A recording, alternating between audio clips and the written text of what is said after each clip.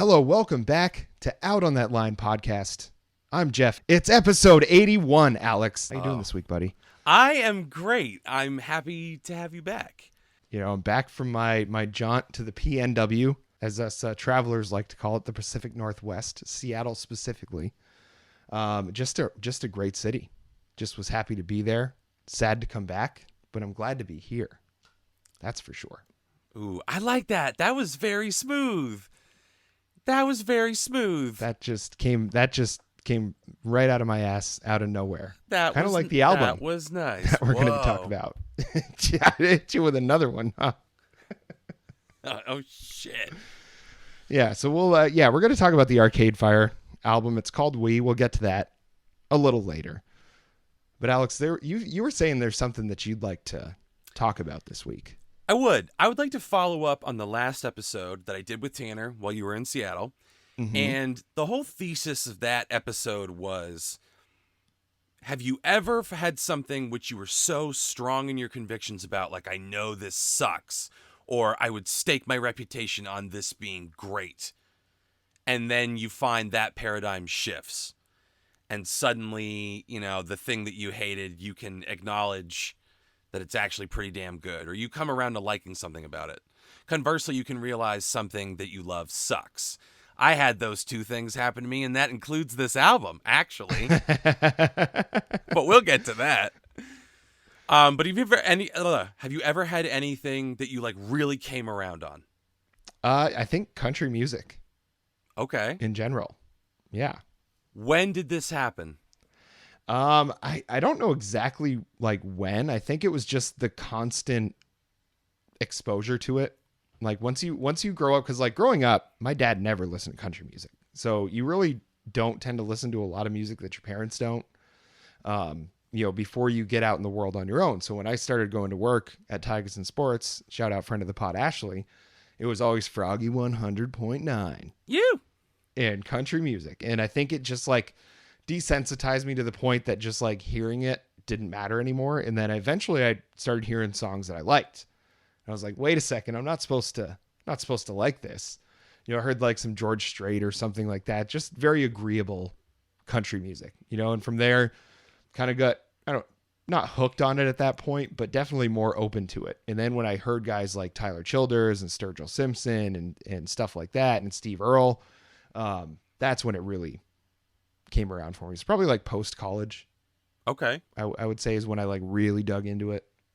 I was going to say, yeah, we were pretty much a country-hating group, and most, if not all of us, have really come around for all the reasons you laid out, which is great. You know, you hate to miss out on something, and that's why I love that concept of coming around on something that you used to just like firmly know in your heart. I fucking hated Grateful Dead. And then I watched that documentary, and it gave me a whole fresh perspective. And once you dive in, you go, fuck, I was completely wrong. Completely and totally wrong.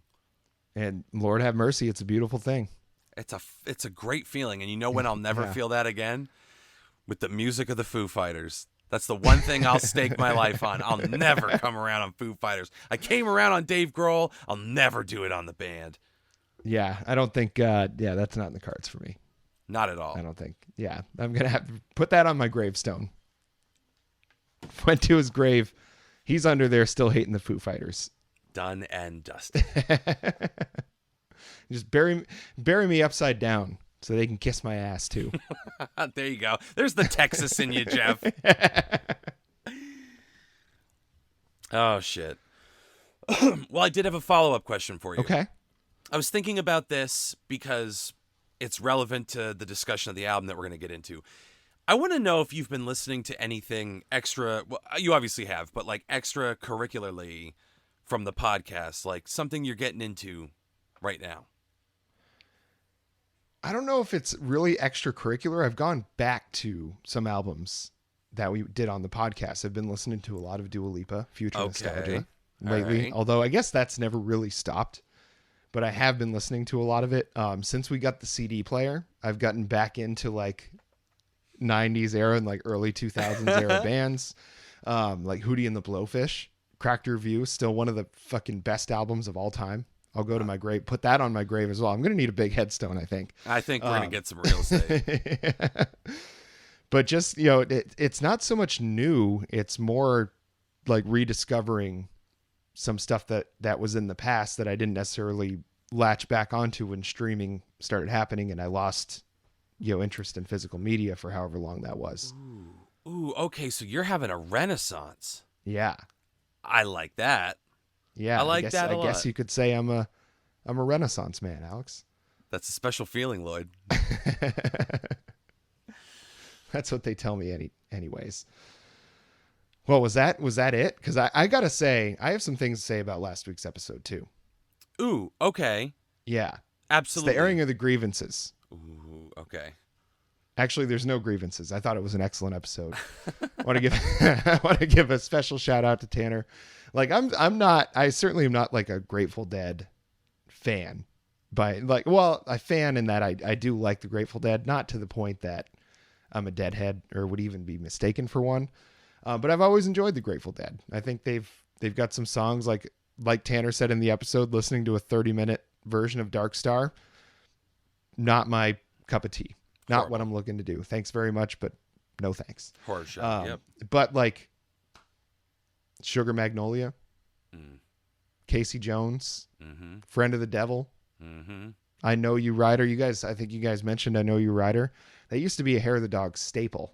Of course it was. Yeah. I'm surprised Reno didn't pull out his guitar and make you listen to him play those songs. Because we used to play Friend of the Devil. I think we played Casey Jones. We definitely played I Know You Rider. I can see, you know what? I can see Matt Reno actually doing lead vocals on Casey Jones too. Oh, yeah. I absolutely see it in his voice. Yeah, don't think for a second that I was going to be allowed to sing any of those songs. I just don't see Troy doing it, but I definitely see Reno doing it. No, this was back. Well, I think we still did some Dead songs when like the full Hair of the Dog started up, but when it was just Matt Reno and me. Oh, we would do some. Yeah, we would do some way back in the day. Wow, that's a trip way back into the before four. Yeah. It's such inside baseball. So many people that listen to this are like, what? Yeah, in a past life, we both tried to be in bands, folks, but now we're podcasting about it. That's right. What's the saying? Those who can't do, teach. And they don't build statues to critics. I think they got to change it now. Those who can't do, podcast. Yeah. And we're living proof. Oh, well, do you just want to do this? Do you just want to get into this stuff, this thing that we have to talk about? You want to stuff this bird? I maybe with dynamite. All right, well, let's get to the first song on the album. It's one of my picks, Age of Anxiety, numero uno. And this was one that kind of got me excited for the album, if I'm not lying to you right now. So it's just what it turns into we're going to talk about. But this album was a good start for me because the way it built, it gave me some of those like kind of vibes like Wake Up did, which is kind of the only other song that I really knew by them. And it's just, I don't know, the lyrics weren't that strong, but I always give like an intro song a little bit of a pass just because it's kind of what the artist wants to do to bring us into an album.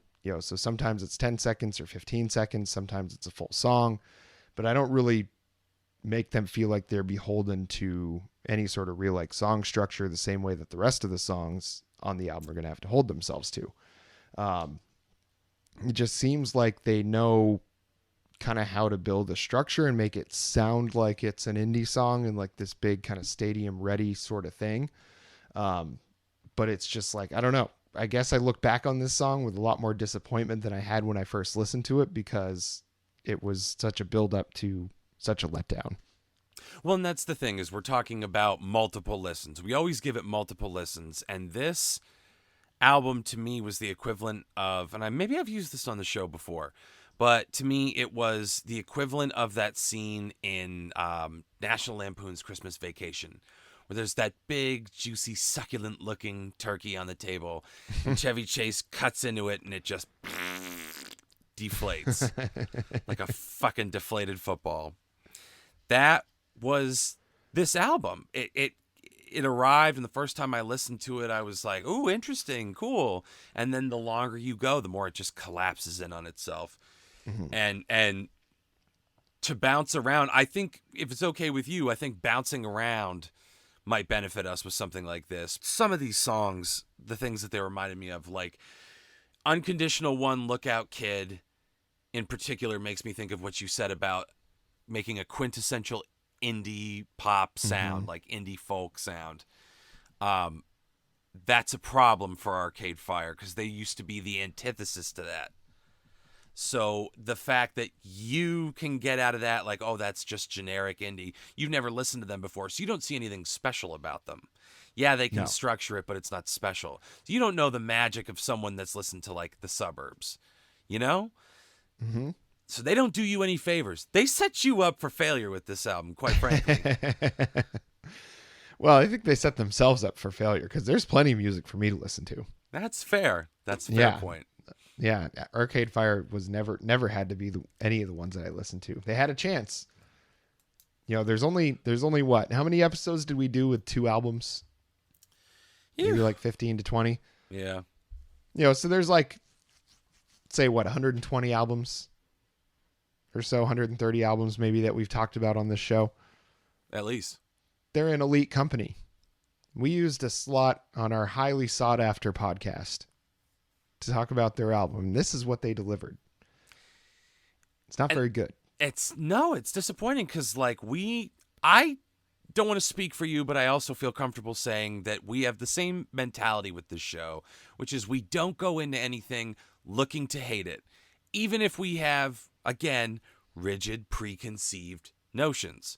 We try to go in totally open-minded. It's hard with stuff like Foo Fighters. It's hard with stuff like Taylor Swift, but every now and then, you're rewarded for your patience and for your open-mindedness.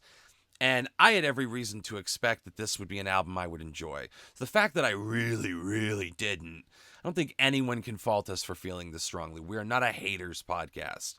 The stuff that we love so far outweighs the stuff that we hate and the stuff that we meh. This is a sad bad because, again, I like Arcade Fire.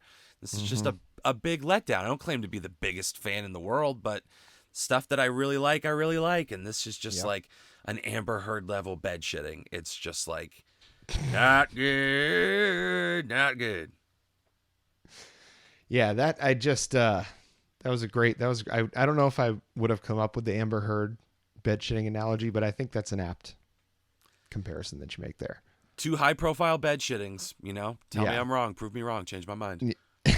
And if you want to talk about what I think maybe the biggest bed shitting on the album is the End of the Empire duo songs. The lyrics are horrendously bad, but especially in the Sagittarius version. Yeah, were there some that you wanted to? Well, were there ones that you wanted to? Because I feel like you had a special level of ire for this one. Well, you know exactly which one I'm talking about. So why don't you read it off? I don't have it in front of me at the moment. So, the whole song is she unsubscribes. We don't want fuck season 5. The clothes don't fit me right. Must be the wrong body type. It's just like all of this like sayings du jour. Basically, it's like all the things that's like sounds like old millennial shaking his fist at the clouds. I think is just the feeling I get from this. It's like nobody's gonna truly like detach. Yeah, you can put your phone away for a weekend, but like we're not going back to a world without the internet or social media. Like that train left the station a long time ago, and there are no brakes on that one. So this whole feeling of like fuck season 5, we unsubscribe. Like, come on, man. Like you're just basically pandering at this point with lyrics like that.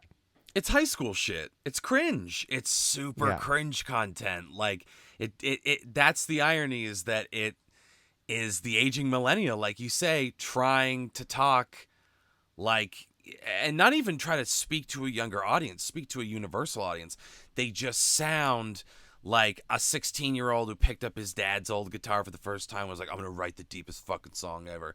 I unsubscribe. I don't like your vibe. You're not in my tribe, so I unsubscribe. Fuck me, dude. I got to call everyone I know and play this for them. I'm going to play it at the big bonfire tonight. And then they laugh at him and they ridicule him and he never picks up a guitar again. That is the level of dreckery. Is that a word? I'm coining it if not. It is now. It's the level of dreckery you get from lyrics like that. How fucking lazy. It truly is. And that, I mean, the entire song, like, truly is really, really bad. I mean, your heroes are selling you underwear and little white pills for your despair. One Christ child and one on the way. Why don't we name her Sagittarius A? Whoa, what dude. a pretty name. Yeah, so fucking dumb. And that's the thing. If there were genuine emotion behind that, and like, you could tell. You know what I mean? You can tell when you listen to music if they're dialed in or they're not. And there were any actual pathos behind those dumb kind of cringe things being said. If I got the idea that like maybe it was self-aware and knew that it was cringe and was leaning into that to prove a larger point, maybe, you know what I mean? You know what I'm saying? Mm-hmm. In that instance, I'd be like, okay, well, that's relevant, coasting on the strength of its emotions. But this had nothing going for it, so it's literally just like Win Butler sitting there with pen and paper and being like, I don't know, what do people do on social media? They follow the leader. No, that's shitty. Unsubscribe. Got it. Unsubscribe. Fuck, that's relevant. It's just, it's so misguided for someone like you referenced at some point the lyrics to Wake Up, and those were good and they weren't full of shit indie lyrics. Mm-hmm. How come all of these are full of shit indie lyrics? Yeah, I don't know. I mean, and like, we're just a million little rainstorms turning every good thing to rust. Yeah. Is the lyrics that you were talking. I mean, it's just like, those were great lyrics in that song. That's why I love that song. I was like, I've never heard anything like this before. Like this big swelling chorus, like pretty decent, like good lyrics, you know, at least in that time of my life. I'd have to probably go back and listen to the song to see if they still strike me the way they did then. I was in my 20s back then. That was a long, many moons ago. But it's just, I don't know. None of this album really was the Arcade Fire that I was hoping to get, but it was the Arcade Fire that I was kind of expecting to get. When I told friend of the pod Tanner and friend of the pod Zach that we were doing Arcade Fire, they asked me, what does Geoff think about Arcade Fire? And I answered for you, perhaps incorrectly, oh, I'm pretty sure he thinks it's for douchebags. And they both went, oh, okay, yep, of course. So they were primed for you to hate this. And unfortunately, you went and totally vindicated them, but it's Arcade Fire's fault, I would say. Because you had no... I'm not the villain here. Yeah, you are the victim here because you had no concept of Arcade Fire. So I kind of set you up for a fall too. Made you the villain in their eyes. But you're vindicated because the album fucking sucked. So, yes. You know, keep that in mind. And what does Arcade Fire even mean? I don't know. Like, I'm about to get real meta here. Like, that's a shitty band name too. See, I don't agree with that. I like Arcade Fire. It's a perfect indie band name. It is, because it makes no sense. Yeah, exactly. Yeah. Kiki Thesaurus. It just sounds cool. Wet Socks. Yeah, would have been a better name. Yeah. Well, I don't know. I like the name Arcade Fire, but anyway. I think maybe I thought it was cool before, but now that it's associated with this album, it can't be cool. I think because I'm talking about this album, I can't be either.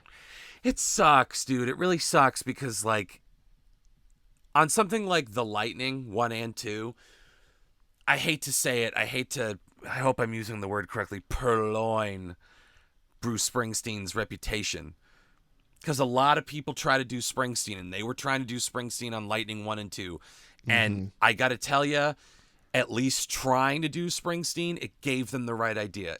Unsuccessful in its execution as any kind of Springsteen homage. But the fact that they tried already lent it a different flavor because Yeah. after all these fucking songs, Age of Anxiety 1, End of the Empire 1 or 3, it just like all this miserable, everything is suck lately, the world is awful and evil and horrible kind of content just weighed down under its own self-importance. You get something like Lightning 1 and 2, and, you know, while not super, like, the lyrics are still bad, and it's still very sophomoric in its execution, but at least it's optimistic, and it's trying for a Bruce Springsteen gravitas that it can never have, but it's up, it's fun, you know what I mean? It's something to be said for that.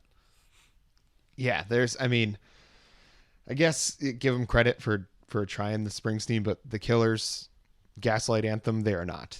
Oh, no. You know, there are bands that can do that extremely well. There are bands like Eric Church will even write, like, he even wrote a song called Springsteen. Like, it didn't sound anything like a Springsteen song, but he's written other songs that are like Springsteen songs. You know, so you can tell when an artist has like a true like love for songwriting and like has an aspiration to create a song at the level of their heroes.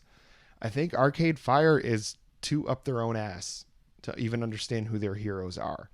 So while this may have some Bruce Springsteen like sort of sentiments and maybe some sort of kind of similarities, I want to give them the credit, but given the rest of the album, I think it's just a coincidence. And see, I wish they had done more of this, keeping other people in mind, like Peter Gabriel is on a song. Mm-hmm. I look at that and I'm like, oh, like once you get into this album and you see Peter Gabriel's coming, you're like, oh, we got a ball game. But this album also wins an award for like greatest misuse of Peter Gabriel. Mm-hmm. Like, because you could barely tell that was his voice at all. Yeah. At least when Miley Cyrus and Billy Idol did fucking Grandpa's Spooky Halloween Party, whatever that song was. Nightcrawler? Yes, that was the name of the song. Yeah. Yep. At least Billy Idol got Nightcrawlin'. Nightcrawlin'. Yeah. It just reminds me of Always Sunny when Frank and Charlie play Nightcrawlers. But like at least in that, Billy Idol got half the bill, you know? Mm-hmm. Peter Gabriel's just like farting around in the ether on that song. And he got to do his like Billy Idol like signature stuff. Right. Like, they wrote that in where he could do his little like growl thing that he's famous for. I fucking love Billy Idol. Me too. But like Peter Gabriel has like, you think of a song like Sledgehammer or some Genesis songs, or, you know, it's just like you have these like very distinct vocal performances. Like he's a very distinct vocalist. You know, I don't think he's going to like blow the doors off like with any sort of like lyrical or vocal acrobatics, but he's has a very powerful voice, and it's a very distinctive voice. And I think not taking advantage of that and making something as close to a Genesis song as you can is doing a disservice to even having him be there. Like, what was the point? I guess listen, I hate to make suppositions. The only thing I can figure is to show off. Probably. And what level of what kind of relationship do they have? Do Peter Gabriel and Arcade Fire have a relationship? That's what I want to know, because it seems like Billy Idol is Uncle Billy to Miley Cyrus. You know what I mean? Yeah. Whereas I don't know. This doesn't. You can tell, and maybe I'm wrong, and maybe Peter Gabriel is like, I'm like an uncle to those fellas. I gave Win a kidney, like, you know, and he gave me one back. Ha ha ha. Like, I don't know. I don't know. Maybe they have that kind of relationship, but it doesn't seem that way from the way this is put together. It just feels like it never gels. It never gets off the ground, and you're not utilizing your guest star in any meaningful way. No. And I'm going to just read you the description for this song. Oh, I don't know if you went and checked it out.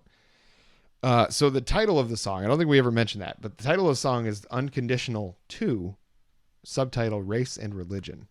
So you already know we're in for it with that title. The description is, this is a song to unite all humanity regardless of their race and religion. A new vision for the future with no further division between people. Oh, fuck. Like, what the fuck is that? That's some like shit that Microsoft puts in a commercial. Yeah.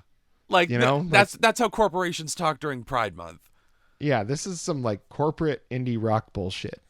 I just, again, unless that was like some kind of commentary, it was satire. If it was satire, it was too good because it seems Yeah. indistinguishable from the crap it's satirizing, which means it's not good satire, which is a crazy, ironic thought. But regardless, we're not here to talk about that because it wasn't satire. It was like trying to be naked profundity, and it's just so full of shit. I'm sorry. Like, I didn't come into this wanting to dunk on Win Butler or Arcade Fire as people, but that is just such a, like, insultingly, like, lazy, patronizing thing to throw on there and expect to get any kind of kudos, especially when you don't say anything new or profound in this dedication. And Peter Gabriel doesn't even get his own verse. Yeah. On that song. He gets nothing. One. They sing it with him. Like, hey, Peter, come on down, you legendary musician, and we're going to sing a song with you. No, literally, we're going to sing it with you. Fucking bullshit. Stupid. Very, very stupid. But did we talk about Unconditional One? No, we skipped over it. That's one that you had picked. So I don't know if there was something that you wanted to, because we were on the subject of Unconditional 2. I figure might as well backtrack to that one if you had something you wanted to say. This is such a bland fucking indie folk song, down to the do do do do and the little jangly guitars and the stomp and holler. Like, it's such a made in a lab indie folk song, which blows my mind because Arcade Fire was notably the antidote to that kind of thing. Arcade Fire blew the doors off of what you thought like indie rock, indie pop, indie folk could be. I mean, it's either die a hero or live long enough to become the villain. You know, I think that's exactly what we're dealing with here. It hurts. Yeah, they should have just split off. Whoever the brother is, I guess, I don't know. Whoever Win Butler was related to that left the band, they get out at the right time. This hurts. I really liked everything now. I thought that was a good album. But and a lot of people, the haters started coming out of the woodwork on that one, and I was like, I don't see it. But I see it on this one. I mean, you can still listen to the old stuff. Sure. That's fine. But this album, I think, pretty much cements that I will not be diving into Arcade Fire. No, not in any meaningful way. That's what sucks. So I feel like if we had done the Suburbs, you might have found some stuff to really like. Might have been a different story. Yeah, maybe we can do like a one-off episode on something like that. Yeah, maybe. Or we could do the Suburbs for next week. We'll do Arcade Fire Redemption. We'll talk about that later. Slow down, reel it in. Giving away too much. Well, were there any other albums or any other songs or anything that you wanted to really dive into here? There's only so many ways that we can say that it sucked, right? Before it just sounds like we're being haters for the sake of being haters. Yeah, I mean, I'm going to say, because I have something we can talk about after this that I think is going to be a little more hopeful. Okay. So unless you have some other burning desire to talk more about this album, this arcade dumpster fire of an album. Ooh, good one. Yes. Then I think we have some happier things we can talk about. Okay. Well, then I'm just going to cash in my skip it and move on. Yes, I'm going to absolutely say skip it. One of the very rare albums that gets 2 skip it's. Yep. That has not happened much in this one. This one just caught that L. Yeah. So congratulations, Arcade Fire. You did it. Yep. You hurt a lot of feelings, you guys. Good job. Well, first I wanted to talk about the YouTube and the fact that we are continuously gaining more and more subscribers. Like, it seems every single day. I mean, we're up to almost 220 now, which from where we started with really like focusing on the YouTube is, I think, pretty good. I'm pretty happy with that. Yeah, me too. That's to quote Dan Auerbach of the Black Keys, never in my wildest dreams. Definitely go subscribe. If you've listened this far into this album or into this episode and you're not subscribed to us, what are you doing? Just go hit that subscribe button. You'll get more of this great content. Hopefully some albums that we like. I feel like those episodes are a lot more fun. But definitely check it out. If there's something you want to hear on a reaction video, a singles video. We haven't done a singles video in a while because honestly, the reaction videos are more fun. But if you have a burning desire to see a singles video, let us know. If there's something you want us to talk about on the main episodes, let us know. New album that came out that you think we're going to miss. If you don't tell us, tell us. Was there anything you want to mention about the YouTube, Alex? Nah, I don't think so, other than the URL, which is youtube.com/outonthatline/ nope. I don't think I did it correctly. youtube.com/C/outonthatline. That's the one. See, I think that's the one, unless you've been saying it wrong, but that's the one you always say. Okay, then I think so I think that's right. the right one. I think that's right. the right one. Yes. So that's one part. Was there anything else that you had about the YouTube? No. Okay. Did you see that Bruce Springsteen released some European tour dates? It came up in our group chat. It sure did. So that means there's going to be a U.S. tour at some point, either prior or after that tour. Now, what is the one song? The one, if you could just guarantee you're going to hear one song at that Bruce Springsteen concert, what would that be? Off the top of my head, Born to Run. Yes. I think Jungle Land for me. See, the one piece of pride that I really get is when we saw the Bruce Springsteen tribute band and everyone was like, what do you think they'll do first? And I threw out 10th Avenue Freeze Out. And sure enough, sure as God made little green apples, it was 10th Avenue Freeze Out. That song fucks. That gets the people moving. It does, and it did. Yeah. But those little girlies wave their hand, you know? Great tune. It's magic. Yeah. Springsteen is magic. Should we call ourselves Scooter and the Big Man? I think he'd think it was funny. Yeah, he was a man of many jokes. He was a man of many jokes, like Frank Zappa. Oh, good. There you go. See, these shorter episodes, that's going to be tougher for you to do. I know. The thing is, sometimes there's a natural placement of Frank Zappa, but in the context of a bad Arcade Fire album, there was not. No.